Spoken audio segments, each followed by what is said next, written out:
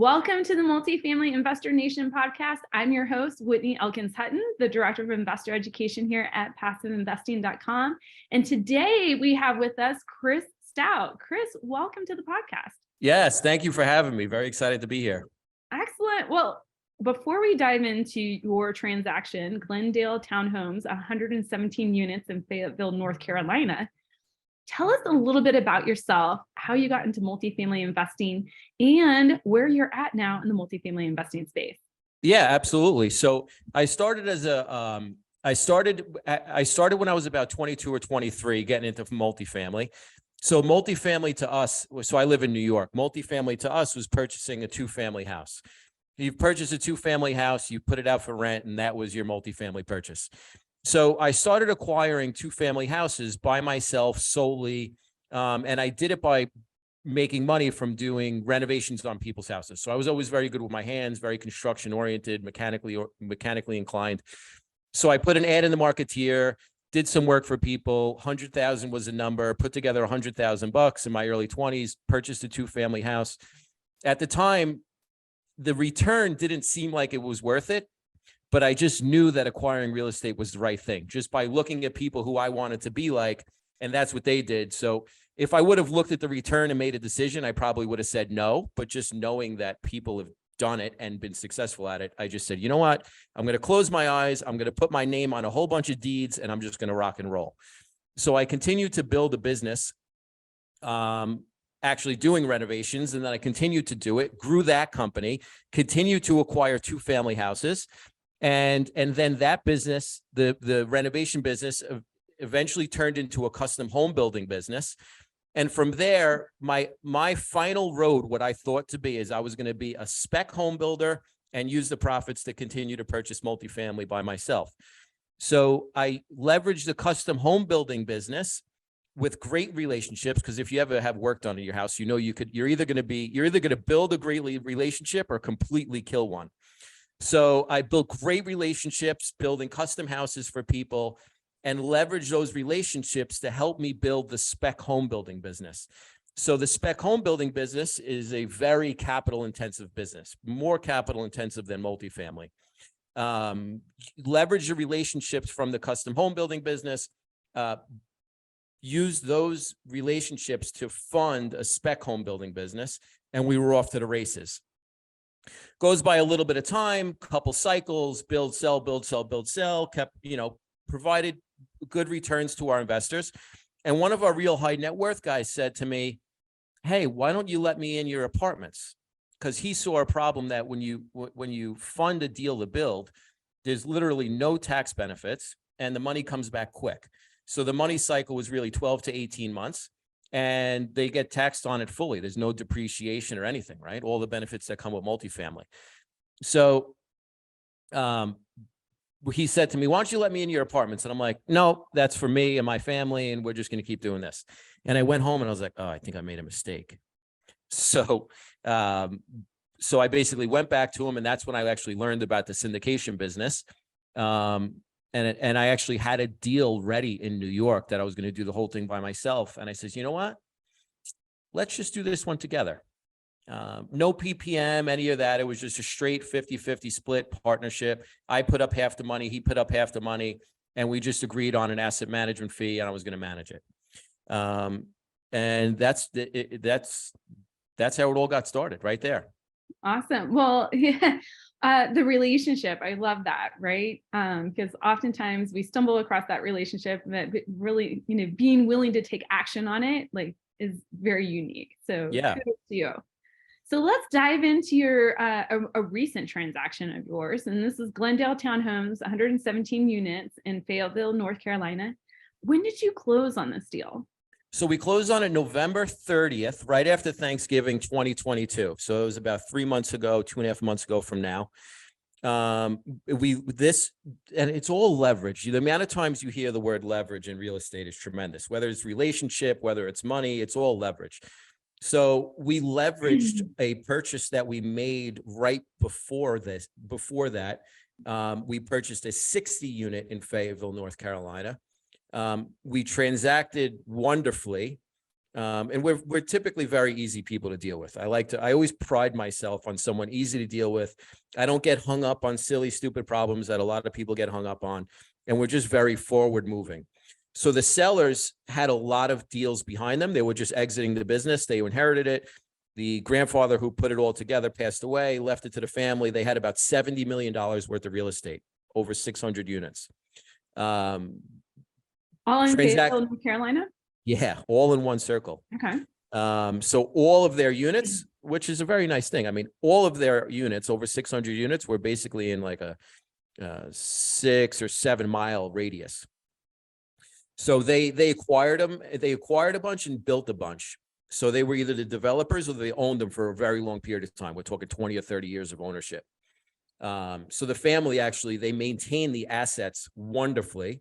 And being that they were under the control of, an older gentleman who acquired it over a long period of time, naturally toward the last couple of years of his life, he kind of let the management slip a little bit.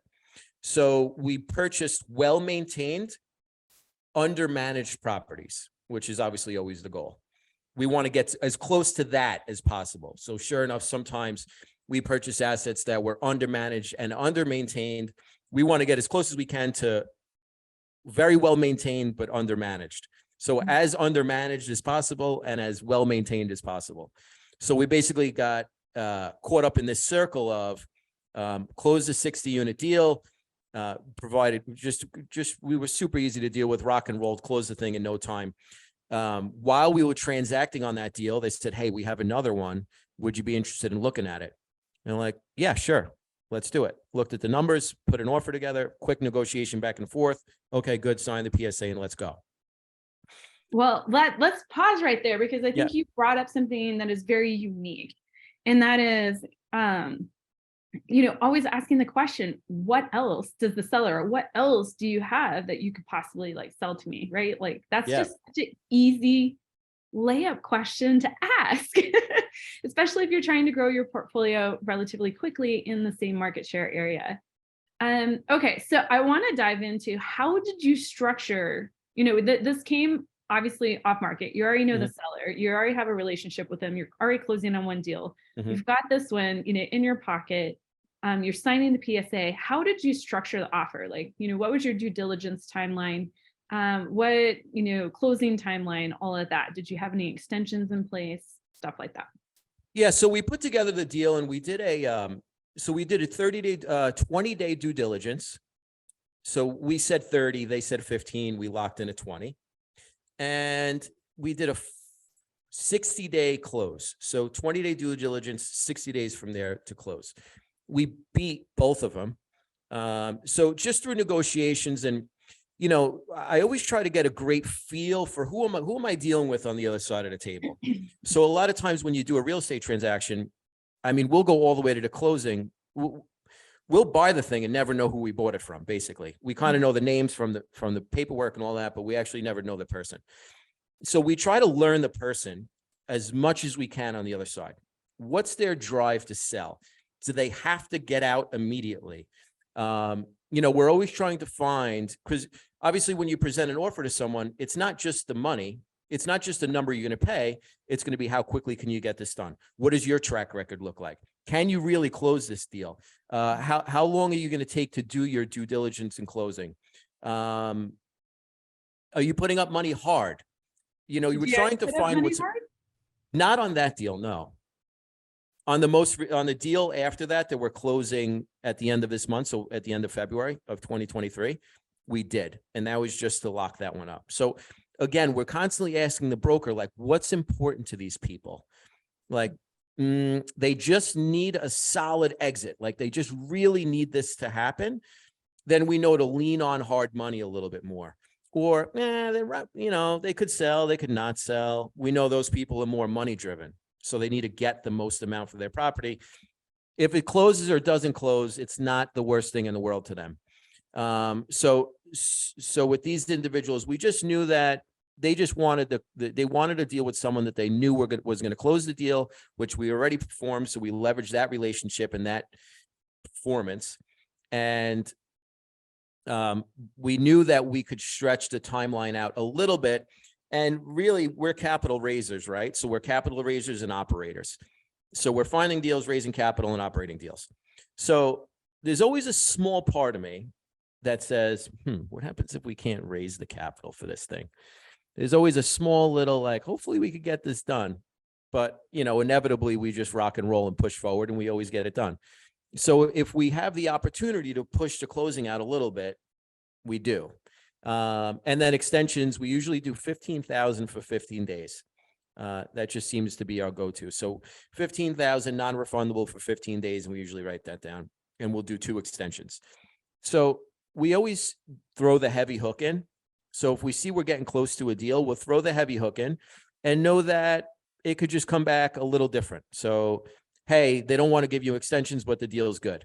Okay, so let's rock and roll. Or they'll give you 1 extension. So we try to put a bunch of stuff in the LOI, a simple LOI, by the way. Our LOI is a page and a half long. And actually, we get compliments on our LOI all the time because brokers, humans are lazy by nature, right? No one wants to read a 40-page document. Nobody. So we actually get compliments all the time to the simplicity of an LOI. And LOIs don't have to be complicated. For some reason, people think they have to do a 10-page LOI. There's nothing that you can't accomplish in a page and a half. Just keep it short and sweet and cut all the fluff out. So that's basically how we structured the deal and got it back. I think the negotiated, we sent in 10 million and they came back at 10.5, and we settled at 10,250,000. Okay. So that was the purchase price. Now, and I do want to kind of pick apart the raise part here in a little bit, but let's stick to due diligence right now. So you got the purchase sale agreement. You've landed at 10.25. At what point in time did you walk the property? Did you do that before, during the previous closing process, or did you just lock it up and then maybe because you already had the history with the seller and then walk the property afterwards? Like, how did that 20-day due diligence period shake out? Yeah, so that's a great question. Specifically this property, just because I knew that it was coming up, I visited it before we put the LOI in. But typically, so there's a little bit of a lag time that I don't think a lot of people pay attention to. So there's an acceptance of an LOI to the time that the PSA is actually signed and that clock starts ticking. I make my decision up, my final decision, in that period of time. That's my due diligence time personally. By the time I sign the PSA, I'm buying that deal. Unless there's some gross negligence and some very big misrepresentation on this from the seller, where there's no cancellation of PSA. I've never canceled the PSA. So I really take advantage at a time of, hey, the LOI is good, get us a PSA. You naturally, sure, we want to rush and get it done in 5 days. It bounces back and forth between attorneys a couple days. It winds up being a week to 2 week process, right? That's my due diligence. By the time I sign the PSA, we're good to go. So are you physically visiting the property before you get a signed PSA? Yes, always. And then are you taking in putting down for inspection, bringing your inspectors in and stuff? Yeah. So, I have a strong construction background from what I used to do, and I could tell in photos. Yeah. So I could tell in a picture if you got a lipstick on a pig or not. If someone just ran and painted all the front doors, changed a couple things, put some nice furniture out and reselling the thing. So I could tell from a lot of different angles if a property is well maintained or poorly maintained. So I could say it's very rare that I showed up and I was like, man, this is completely different than I thought. If anything, when I show up, it's better than I thought. Very rarely do I show up and it's like, wow, this is way worse than I thought. And I could tell a lot from photos. I mean, I could basically run almost any construction project through video call. And I just tell guys to like slowly scan an area and I stop. What's that? Is this done? They're like, dude, I'm here and I didn't see that. How did you see it on camera? And I've just trained my eye to notice literally everything. So I won't sign a PSA without visiting. I will sign a LOI without visiting. But usually I get that time. And there's nothing more exciting to me than booking a flight last minute and going for some reason. Like even you love the pressure. Oh my gosh. Like it's the most exciting thing ever. It's just, I could tell you like a quick story. we just were in Vegas for the IBS show, International Builder Show, the same exact time that NAHB, and NMHC was going on. So naturally the last day we had a little gap between the end of the day and our flight. We were just strolling around Vegas hotels and like, oh, Rolex store. We walk in. I'm like, oh, I want to put my name down for this specific watch.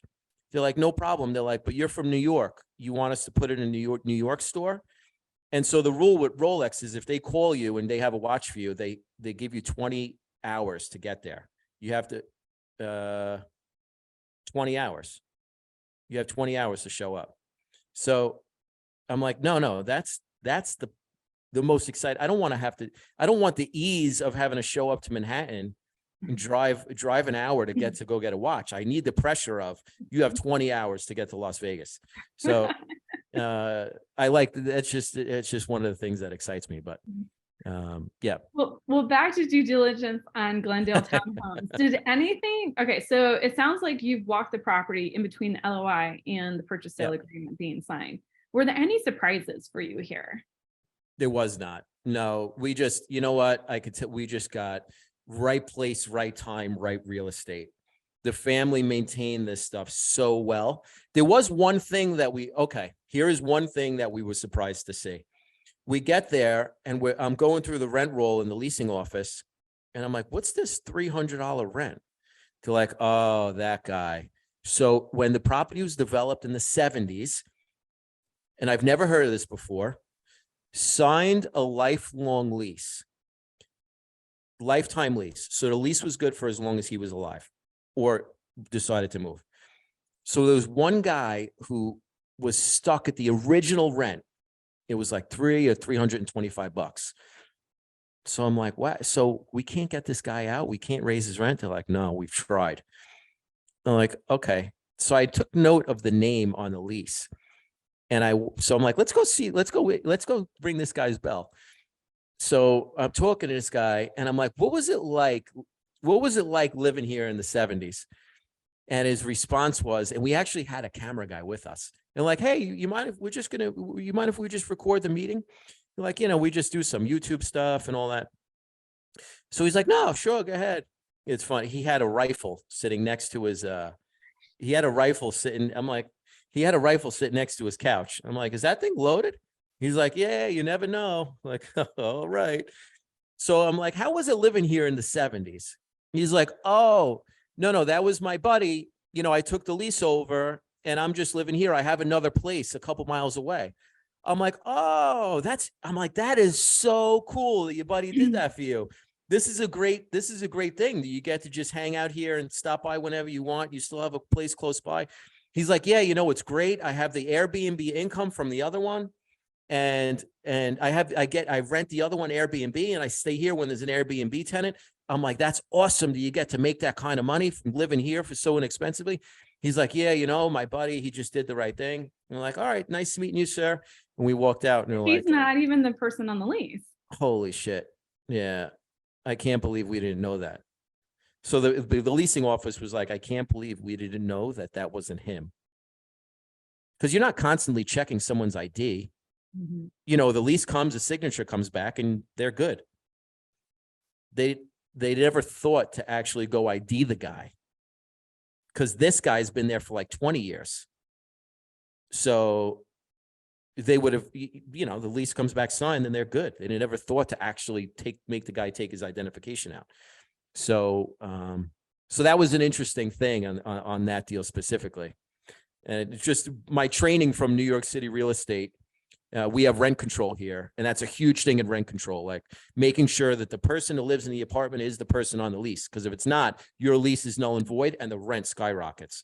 So we always have to pay attention to who's in the apartment. So I knew to ask that question just because of my terrible experiences in New York City is why I'm no longer interested in being a landlord here. We always have to make sure, we always have to confirm who's in the apartment and who's on the lease. Because rent control, you could lock up an apartment worth 5 times the amount for a small amount if it's that same person who continues to stay there and carry that lease. But as soon as they release the apartment, the rent skyrocket. So, yeah, so that's an interesting thing about that. Yeah, definitely. Thank you for sharing. Yeah. Let's pivot to the finance part of this because you closed in November, right? Mhm.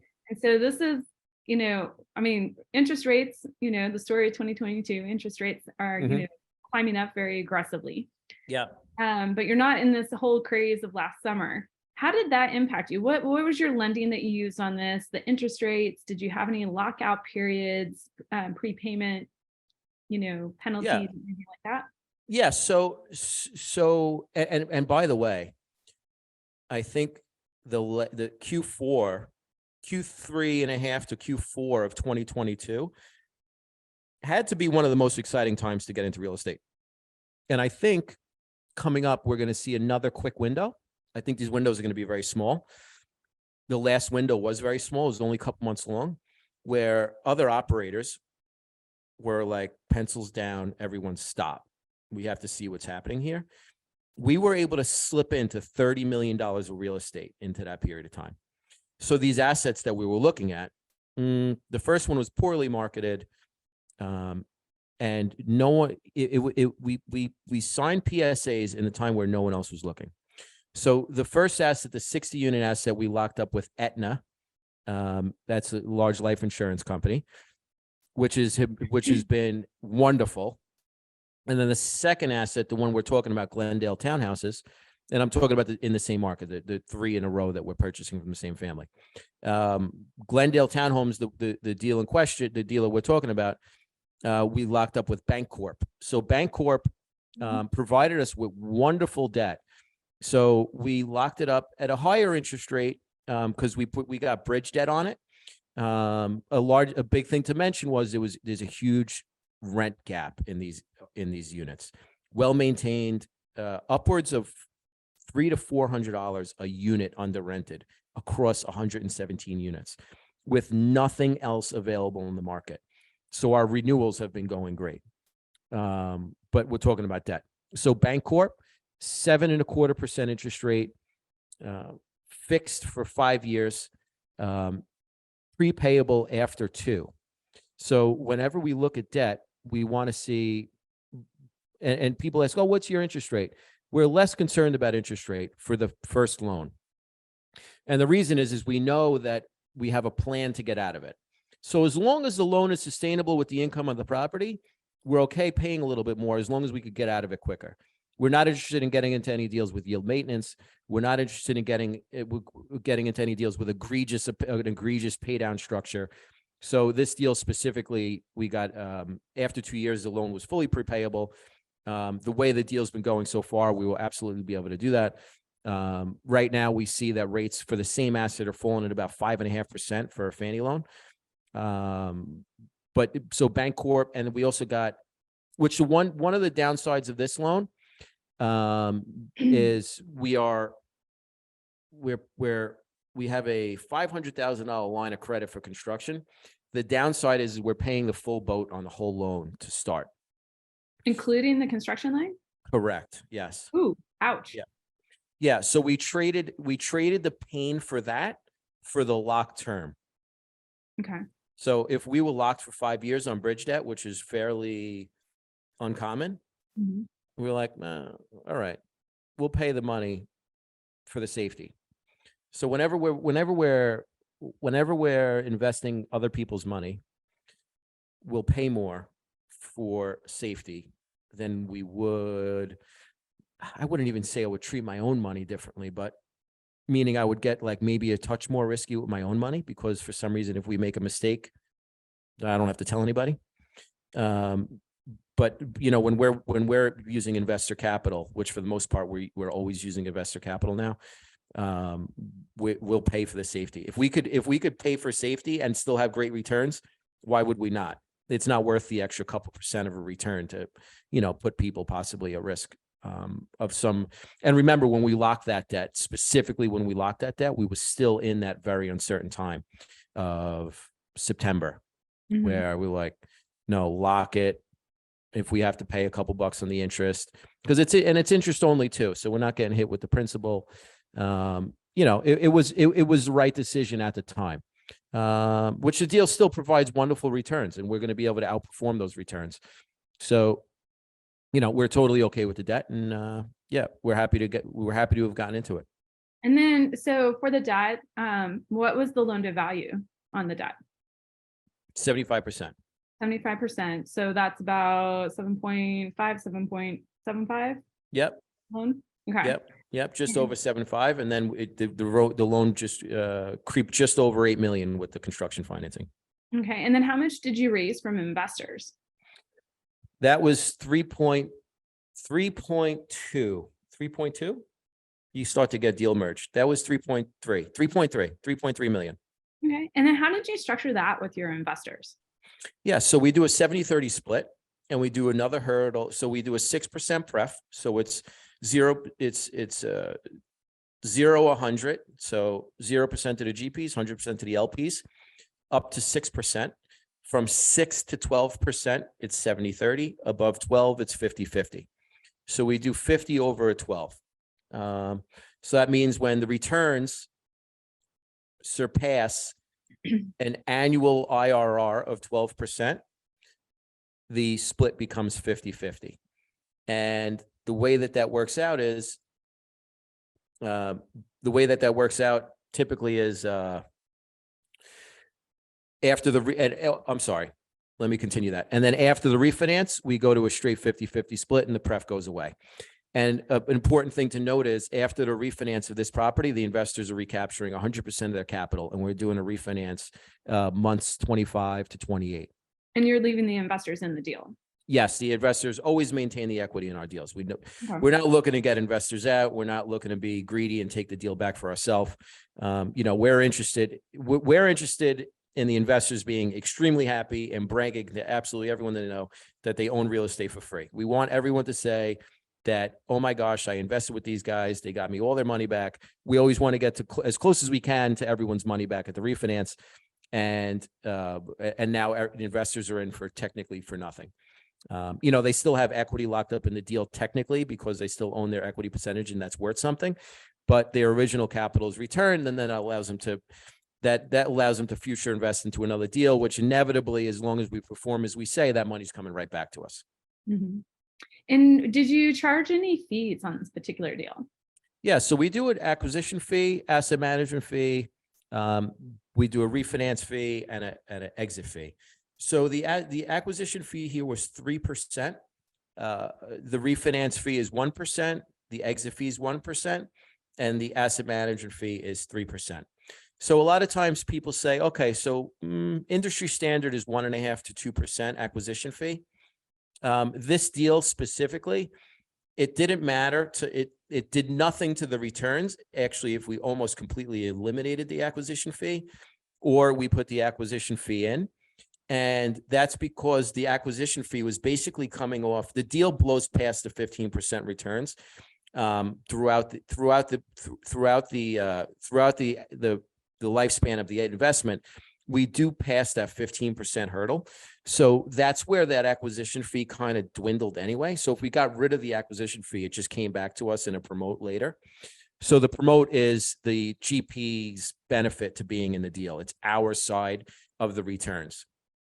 So if we took the acquisition fee out, it would just get handed back to us in a promote. So we just took it a little bit more upfront, and it literally did nothing to the LP's returns. So we just decided to take a little bit more upfront. All right. Well, I have a couple questions for you as we Sure. wrap up today. Yeah. What did you find that was easy, or what did you think was easy that actually ended up being more difficult with this deal? And what did you think was going to be more difficult that actually ended up being easy? So I have an immediate answer for the second question. The immediate answer for the second question is always the equity. So, as a general partner, I don't think a lot of people realize that your risk, general partner takes the majority of the risk because the risk is in the beginning. Once you acquire a good asset, as long as you got a good asset under control with good debt, you're in a really good position. So what could go wrong from that point? Well, you completely screw up the operations, which we won't do, or people decide to not live in that market anymore, which we don't think will happen. So in the beginning, the general partner has he has the down payment, he has the lender deposit. We could be out $500,000 in non-refundable money by the time the deal closes. So, with that being said, the sweat for me always is the equity raise, because the equity raise usually starts with $100,000. Someone's like, hey, yeah, I'll put 100 in. You're like, oh boy, we have a long way to go here. And then inevitably the million guy comes in, or the $500,000 guy comes in. You're like, oh, okay, jump. And like, oh gosh, we're here. It's only 2 weeks later. So, so it's always the equity raise is always what I think might be hard, and winds up being much easier. And what was I going to think that was going to be easy and turned out to be very difficult? I don't know if I have a good answer for that. I don't have a good answer for that. We financially beat these deals to death. So, okay. So what I think is going to be easy and winds up being very hard isn't really this deal specific. It's overall is the finding of the deal. Finding of the deal, you constantly think you're almost there. You're almost there. I think they're going to sign. I think they're going to sign. No, they went with someone else. So the battle of getting the deal seems easier. Getting a deal is extremely difficult in my eyes, comparative to everything else. Once you get the deal under control and it's a good deal, I mean, you're smooth sailing from there. Awesome. Well, Chris, thank you so much for sharing your knowledge and expertise here with us today. If people want to learn more about you and follow you, where can they find you? Yeah. So if you go on Instagram, I'm most active. I know a lot of people do LinkedIn, but it's Instagram. Official Stout is the Instagram handle. And then the company website is stoutcap.com, STOUTCAP, stoutcap.com. Awesome. Well, Chris, we look forward to having you back and following some of your future deals. Thanks so much for joining us today. Thanks so much. Yeah. Appreciate being on.